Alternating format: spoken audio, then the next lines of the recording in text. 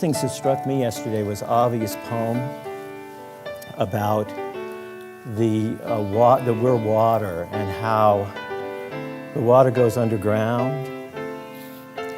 So you have this underground stream, but it finds its own limit.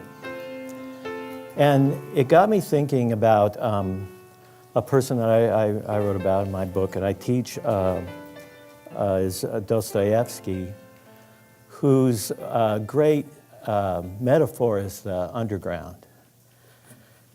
And when he was later in his life, they asked him, which novel he wanted on his gravestone as his lasting contribution to the world. And he said, I don't want you to put the names of any novels. I want you to describe me as the discoverer of the underground, of the psychology of the underground. And so I thought I'd tell you a little story about the underground and what Dostoevsky meant by the underground as a way of talking about some of these problems we're going to deal with today. Because for Dostoevsky, the underground was the source of all human irrationality, violence, and cruelty in the world and in ourselves. Just a little bit about one story about him. I think of him when he first started out. He majored in engineering in school, and he wanted to be a great writer. And he translated Flaubert and Balzac from French into Russian. And he wrote a kind of a breakthrough novel, little novella called Poor Folk. And Poor Folk was kind of a description of the ignorant perfection of ordinary people. It was what they called in the day sentimental naturalism, which was a kind of celebration of the goodness of the working people and the struggling Russian underclass. And this novel made him it opened the door to him to belong to this writer's circle of anti-czarist Russian activists. And so he would go to this circle and he would read his stories, and he would also read other great Russian writers that spoke for the need of social revolution. What he didn't understand, or what he didn't know, was that the group had been infiltrated by czarist informants. And they were reported to the czarist police as traitors to the Russian government and brought up on a treason trial. And so Dostoevsky and 5 of his friends were convicted of treason against Russia and brought before a firing squad. And so they are Dostoevsky, I think, is third in line for the firing squad. And they put one of his friends up, they line him up with the firing squad, and they fire blanks. And Dostoevsky and his friends, claps, And then the czar horseman runs in, and he says, because of the infinite mercy of the czar, he's communicated your sentences, and you will not be executed today, but you will be sent to Siberia for an 8 to 10 year sentence. Woohoo! Yeah. Now, it's an archetypal story about Dostoevsky because I've heard people say that of those 4 guys that were being set up that day to be killed, one went crazy, one later killed himself, and the other became Dostoevsky, the father of existentialism. Right. So they send him to this prison in Siberia, and it was not a pleasant prison because you had 19th century mother rapers and father rapers and pretty bad people. I mean, if you I can't imagine, you think of a 20th century penitentiary, 19th century Russian penitentiary in Siberia. And here was a guy who in his spare time translated Flaubert and Balzac from French into Russian. So you have this very sensitive intellectual, and now he's in this environment of these really brutal people. And one of the things that he discovered there was the psychology of the underground. And when he came back, he no longer wrote works that were sentimental naturalism. He wrote works that explored what he thought was the fundamental problem of mankind, which was the psychology of the underground, and liberating structures and practices by which you could cure it. And his great masterpiece, Brothers Karamazov, and he spent his whole life trying to solve this problem, and he never really solved it to his satisfaction until the last book, Brothers Karamazov, where he thought that he had finally come up with some liberating structures to deal with the psychology of the underground. So I thought I'd tell you, and you know, there's a lot of stories in Dostoevsky, and the Brothers Karamazov is just one anecdote of another about people trying to deal with their own irrationality and their own violence and the legacy of violence and all these things. But I have one from my own experience that I think is both funny and awful simultaneously, that names the underground. And then if there's a little bit of time, I can just tell you two quick vignettes in the Brothers Karamazov about Dostoevsky's cures, or cure for that. When I was in I was at the birth of an underground man, and he called these creatures underground men. And they populated the prisons. And what he did, in a nutshell, the underground is when people are brutalized or betrayed, they don't become evil people. Their goodness goes underground. And what they do is they turn against the world in defense of that goodness.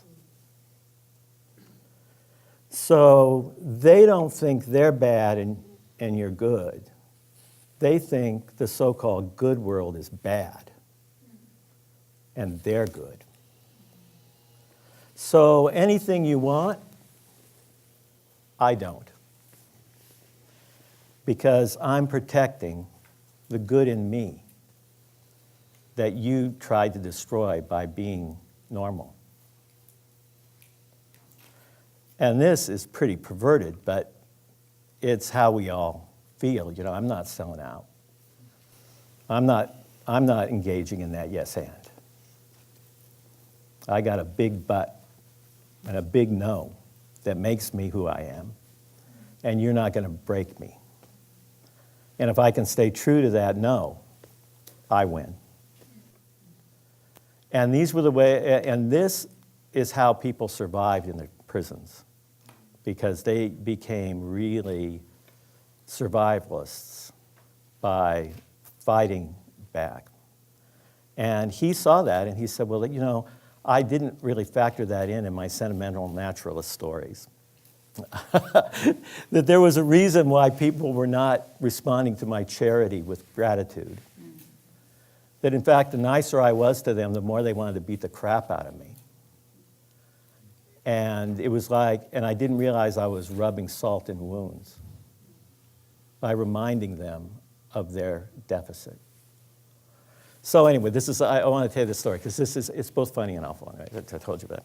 When I was in high school, I was in this really terrible club called Key Club. It was sponsored by the Kiwanis. And none of us that were in the club really cared about the club. It was just an excuse to get out of our parents' house and go to the school on the weeknights. And we would bring, you know, milkshakes from McDonald's and just eat and screw around, you know, have fun. But we weren't really, you know, junior Kiwanis in any sense of the word. And so one day we're at this meeting and we realized that none of the officers of the club are there. And we said, well, why do we come to this club? The officers don't even show up, and, the president, the vice president, they don't even show up. What is this all about? And one of the kids says, well, they just use us. They just use this club in order to get, something on their college applications, They're the president of our stupid club, and, they get to say that on their applications, and we're just sort of the backup group for their success. And so one of the kids says, well, why don't we impeach him? I says, yeah, I'm into that, So I go, okay, let's impeach the president. Okay, let's impeach the vice president. So we impeached all the officers. So that was kind of fun. But it was kind of like not enough. So somebody says, let's make it a rule that none of their children can ever belong in Key Club. So the kids, yeah, that's cool. So nobody, their children are not allowed to be second, third, university. How about if they ever want to get back in, they have to apologize to each of us personally by kissing our ass in the cafeteria. Second that, third that. So things got really imaginative as we kept coming up with these more outrageous sort of punishments and humiliations. Well, there was one kid, it wasn't participating in the general fund, and that was a kid named Dave. I won't use his real name. His name was, we'll call him David X. And Dave was sort of sitting in the back watching all of this, and he didn't really like what was happening because Dave wasn't the most popular person, and his one thing was Key Club. And here we were, crapping all over Key Club. So he's sitting there, and he says, I have something to say. And we go, what is it, David? I think John has been a very good president, and I think that even though he doesn't come to our meetings, he supports Kiwanis, and he's been very good, and I think you guys are being very disrespectful by saying that he has to kiss your ass and wear his underwear outside his pants. And so a guy's hand comes up and he says, I move that Dave be kicked out of the Key Club. Second, third, Dave, you're out. And Dave says, you can't do that. And we go, I move Dave's children not be allowed to be in Key.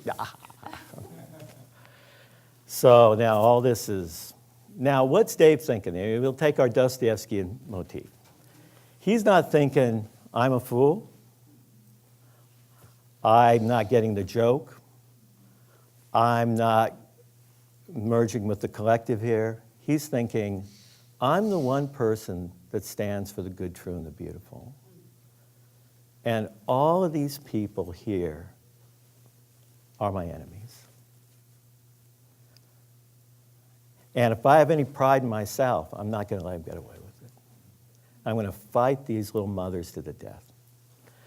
So Dave gets up and he says, and this is a great moment. He says, yeah, you can't do this because you know what you guys are. And we goes, well, what are we, David? He says, you're, and he was so mad he couldn't come up with a word. He says, you're, and we go, Dave, you got to tell us where we are. I mean, we can't wait forever. We got to, what are we? And he says, you're ass butts. And there was like silence in the room. And someone says, ass butts? And then everybody started laughing. And it was just rolling on the floor, and then falling out of chairs, just sort of like holding our sides, we did ass butts. I mean, how ridiculous is that? And so then, finally, and Dave was sort of standing there, turning different colors and didn't know whether he should join in the fun, but not, right? Because that would be giving over to evil. So he says, well, whatever. And then finally, the laughter stops. And then somebody goes, ass butts. So laughter. And all again, falling around. And so finally we just meeting's over, Dave. I'm sorry. We're sorry. We were silly. You were silly. It's the funniest. You created the funniest memory of my life, Dave. That's right. So we all left the meeting thinking that things were cool with us and Dave. Right? We didn't know that was kind of the Dave going underground. Because now Dave was the one who was carrying the moral torch against all us stupid, conformist ass butts. All right. So this is the add to this story. So this is kind of like where violence and anger and perversion come from, right? It comes from this sort of suppression of or unreceived initiation or something, right? And so 3 years later, I am working at the college bookstore at Sacramento State College. And it was a freak snowstorm. And if you know Sacramento, it only snows in Sacramento maybe once every 20 years. And so there was this freak snowstorm, and it was actually snowing at Sac State. And so I asked my boss, I said, can I go out? I just want to go out and play in the snow a little bit, and because this is, celebrate this, and on my break. And the guy, he says, fine. So I go out, and I'm going to try to commemorate this moment of snow in Sacramento. So I said, well, what do you do when it snows? Snowball, right? So I make a little snowball. I go, hey, throw it at somebody, Find one of my friends that I could hit with the snowball. And then my professor was walking down the path. So I go, why not? And then I thought, nah, probably not a good idea. That's kind of a little presumption. Behind the professor was Dave. And I had not seen Dave in 3 years. And here was God putting him in front of me for his role in my life as humorous source of humiliation. Now, I thought I was a friend of Dave's. I always thought that was a funny moment. I thought he knew that it was funny, right? And so I thought, oh, Dave, I know Dave. I'll hit him with a snowball. So I pack the snowball up, and I sneak up behind him. And I say, this is right out of Dostoevsky. There'd be a scene in the Brothers Karamazov. And so I say, hey, Dave. And he turns around and I say, look out for snowballs. And I go to throw it at him. And he doesn't flinch. He just leaps on me. And I'm back like this. And he is pummeling me. Boom, boom, boom, boom. And I can't even fight back because it's like, Dave, it's just a snowball. What's this thing? And he's beating me. And tears are running down his eyes. And he's just beating the crap out of me. And one of the things that Dostoevsky said about the underground, which is really fascinating to me, is that they really are, when you go underground, you really become symbolic. Symbols are a big thing. So he's beating me, right? And then he realizes, that I'm putting up no resistance, and he's just beating the crap out of me. And so he gets up off me, and this is a great moment. And he picks up a bunch of snow. He picks up a bunch of snow, and he goes right over me, and he throws it on my head. Boom, like that. And at this point, I just felt so bad for him. I wanted him to beat me up more. But the snow was a great touch, I have to admit. That was really a nice touch. So he throws the snow on me, and so I'm in the snow. And he points down to me, and he says, next time you see Crawford, you tell him, I whooped your ass. And I said, that's right. And then he walked away with more dignity than I'd ever seen him. Now, I'm lying in the snow, and I'm thinking, who in the hell is Crawford? And then it dawns on me, Crawford was one of the guys in the Key Club. And he'd been carrying this anger. He'd been carrying this shame. He'd been carrying this violence in him for 3 years. And then I wondered as he was walking away, where is he? Is he going to target practice? Is he going to his Nazi group? Is he going to Revenge of the Nerds?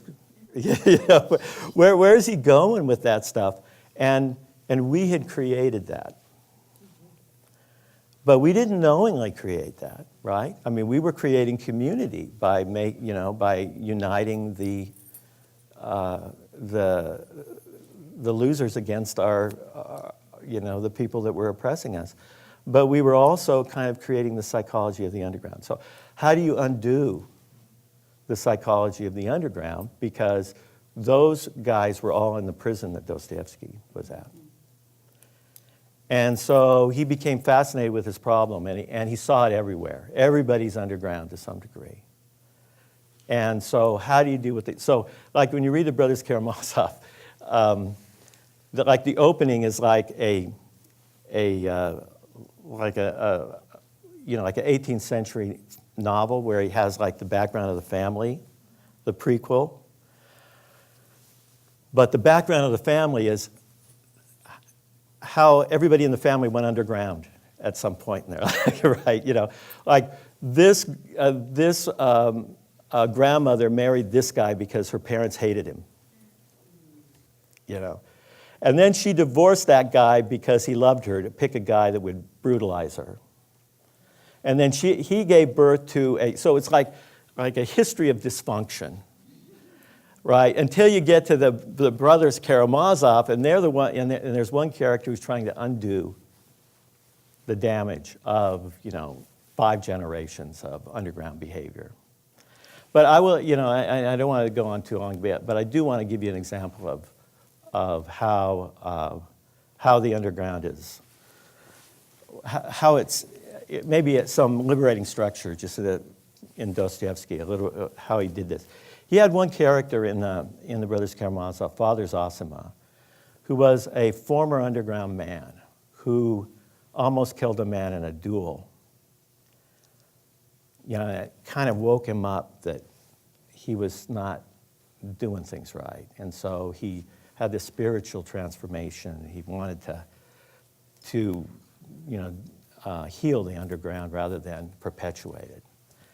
And so he becomes this sort of subversive Orthodox monk, and a real literal Orthodox monk. And he installs these practices that are kind of subversive to the normal monastery, because one of the things are that women aren't allowed in the monastery. So he goes out to the gate and he gives spiritual direction to women on Fridays. And the other monks don't like this. I think it's kind of weird.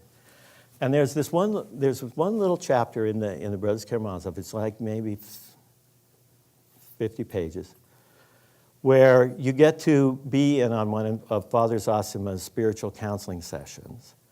And everything is parallel construction. So they have the poor woman of faith, his counseling to her, followed by the rich woman with no faith. So you get two sides of this.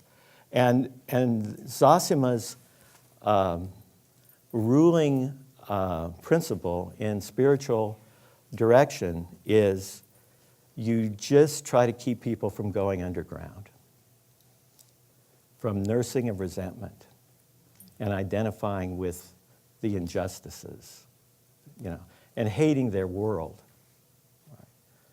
Because you really don't have to worry about them hating themselves. There's a part of them that loves themselves. It's that they've decided to turn against they've decided God's world is unjust. Well, anyway, so I'll just give you the story because it's great. So the poor woman of faith comes to him and says, I've had 3 children and all of them died. Dostoevsky had a baby that died when he was 1.5. And his name was Alyosha. So, of course, the hero of Brothers Karamazov is Alyosha. So the woman comes to him and says, I've had 3 children that have died. I have 2 children that have died before the age of 3. And I had this 3rd baby, and she made it to 4 And then she died. And, the other two I got over. But this one, I've just been grieving for 3 years. I've gone to these spiritual advisors like you, and they tell me that I must have lost my faith because the child's in heaven, and why are you still grieving? And that bothers me even more than, in some ways, that not only have I lost all my children, I lost my faith. And I feel like I'm going underground, but she doesn't say underground. She just, I don't know if I can live with this.